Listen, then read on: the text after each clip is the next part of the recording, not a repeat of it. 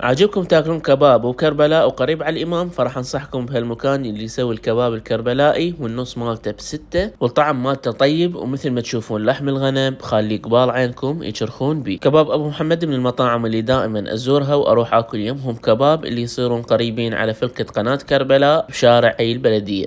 مثل ما تشوفون بدا يشيش الكباب مالتنا ويخليه على المنقلة بهالطريقة الحلوة. وأهم ما يميز الكباب الكربلائي هو الطول مالته، يختلف عن باقي المحافظات. وبعدها تتجهز الطلبات بهالصورة، ينزل شيش الكباب وطماطة والخضرة وياها ويروح للزبون. رغابة مشاوي، فعندهم مندي النفر مالته 16 دجاجة كاملة، والنفر اللحم سعره 18,000، وأكيد المقبلات موجودة والخبز الحار موجود. ومثل ما تشوفون خبز التنور شلون يطلع حار ومقسب، والطعم مالته كان صدق طيب.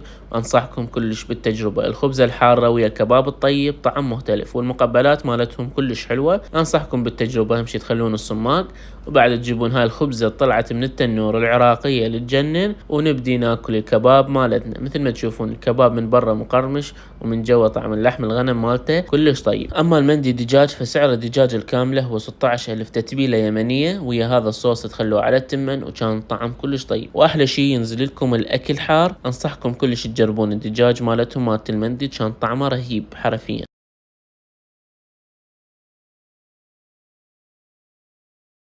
ويا هذا الأكل الطيب اللي كناه لازم نجرب السكنجبيل مالتهم، وأكيد أي كباب عراقي وبكربلاء ما موجود يمه سكنجبيل ما راح تحس باللذة مالته.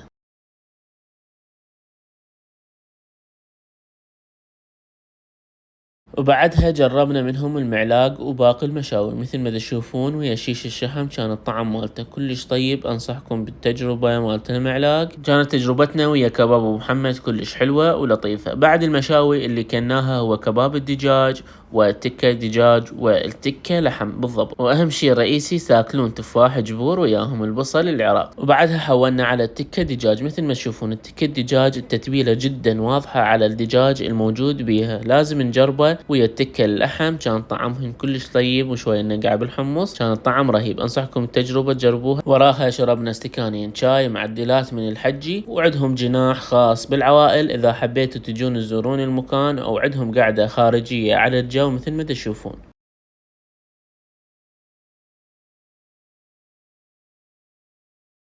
والعنوان مالتهم كربلاء حي البلدية، قرب فلكة قناة كربلاء، مجاور شارع التربية. تعالوا زوروهم وعليكم بألف عافية.